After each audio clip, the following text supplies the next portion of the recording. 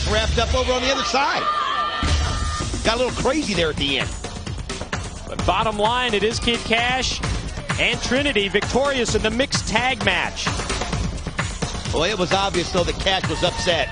I mean, and you know what? Every time he's won, she's always stayed in the ring and celebrated with him. You know, I'd like to find out. I'd like to find out some more information on that wrestler that came in at the conclusion of the Jerry Lynn and Conan match. And I understand that Goldilocks is standing by in the back with Jerry Lynn. Maybe he knows who it was. Jerry Lynn, can we just get a quick word with you? Well, first off, congratulations on your match tonight, your victory. But a question. Do you have any idea who that luchador was that came in and attacked you? No, Goldie, I don't have any idea who the luchador was. Why don't you go ask Conan? Well, I did ask Conan. He said he honestly had no idea, Jerry. That's why I was asking. Come on, you expect me to believe this? Don't be so naive. Why don't you go ask him again? Maybe his memory miraculously came back or something.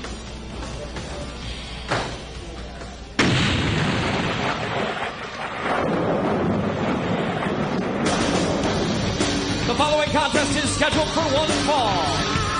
But to make his way to the ring, weighing in at 239 pounds, Wildcat Chris Harris.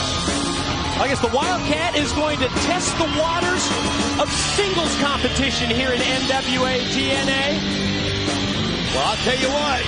He picked one heck of an opponent, as was mentioned earlier, to test the waters. But you know what? They've never ducked anybody, so why should he?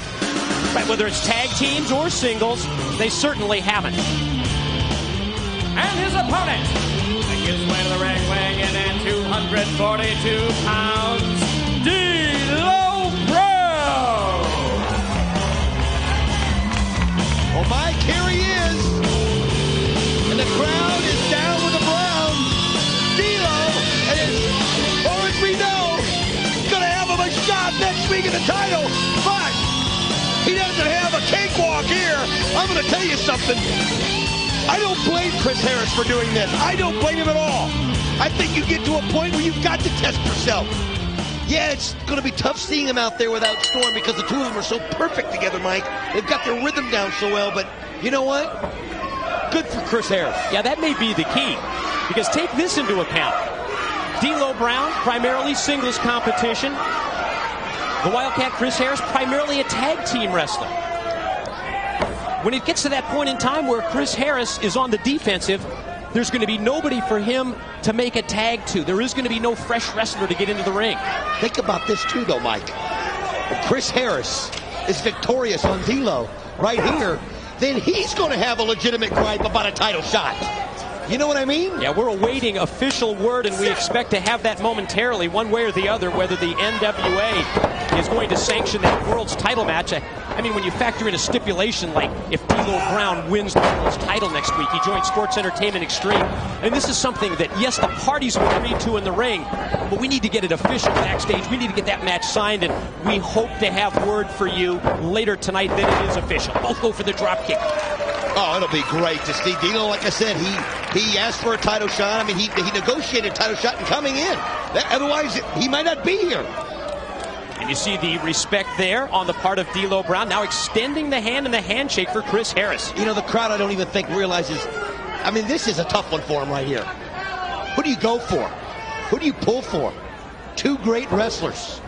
Well, let's decide it right here. Let's settle it between the two. Of course, D-Lo Brown, in terms of that singles competition that we talked about, a former WWE Intercontinental Champion. 5 times in the WWE, he was the European Champion, the first to unify those two championship belts. Expertly done. Off the drop toe hold, the float over, grabs the side headlock on Harris. You know, the neat thing about this match too, Mike, is, you know, in this business, so many wrestlers have traveled to so many places, and they get a chance to, at some point in time, you know, wrestle somebody maybe at least once or twice. These two have never, ever met in the ring, ever. First ever meeting between the two. And you know, that might be an advantage right there as we see the southpaw Wildcat Chris Harris connect with that left arm lariat. So many times, I think a wrestler is just so used to fighting someone who would hit him with the right arm. And unless you're familiar with Chris Harris, unless you've been in the ring with him in the past, a move like that could surprise you. The flow of blood rushing to the head of D-Lo Brown.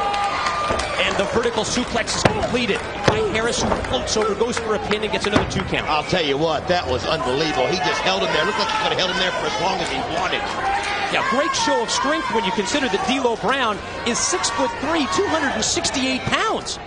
The Wildcat Chris Harris just had up in the air with that inverted atomic drop.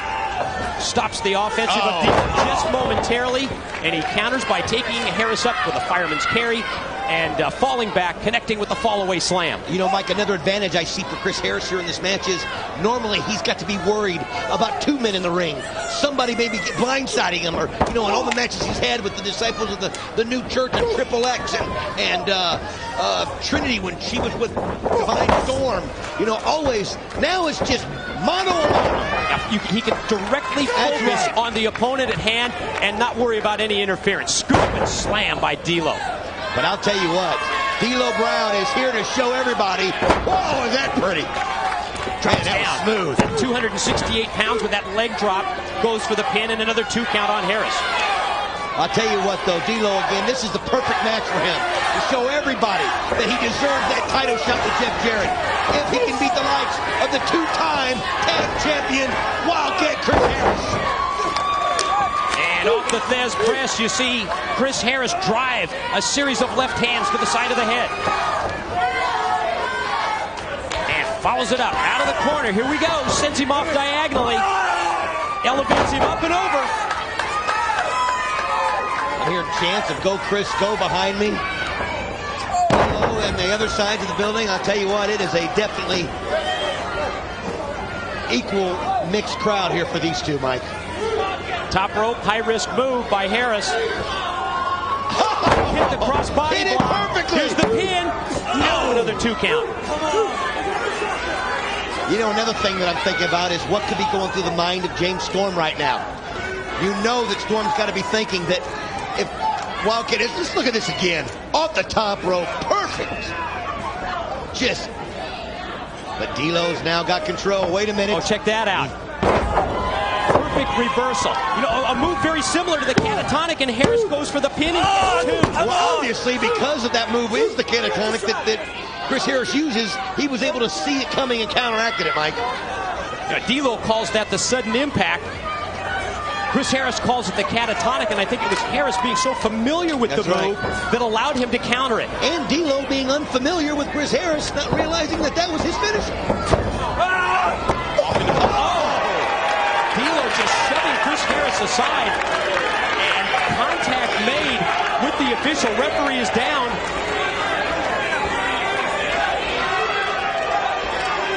Just when you thought everything was just pure out here in this match, something happened at all. D'Lo is now taking control, Mike. Taking control. And D'Lo now headed to the top. I guess he feels like it's time for his infamous frog splash right here, Mike. Let's see if he goes. He's going! Oh! Just barely getting out of the way to make D'Lo miss. Went for the lowdown and did not connect. Well scouted that time by Chris Harris, able to avoid the frog splash off the top. Now Harris going back up. His opportunity to go high risk. Here it is. Went for that big elbow drop off the top. Look out! Glenn Gilberti and Sonny Siaki have come out here to the ringside area. Gilberti gets in the ring. Well, obviously they feel like they can't allow D'Lo Brown to lose this match if he's going to represent sports entertainment. Come on. Oh, man. And referee Rudy Charles rolls over. He didn't even see it He never saw happen. Gilberti in the ring. As Sonny Siaki's on the outside of the ring. D'Lo saw it, though. Oh. Well, if there's ever any doubt now, it's gone. The winner of the match, D'Lo Brown. Well, the troops from Sports Entertainment Extreme came to the aid of D'Lo Brown, and that proved the difference. And I think we just saw right there, Don, D'Lo Brown, he'll win at any cost.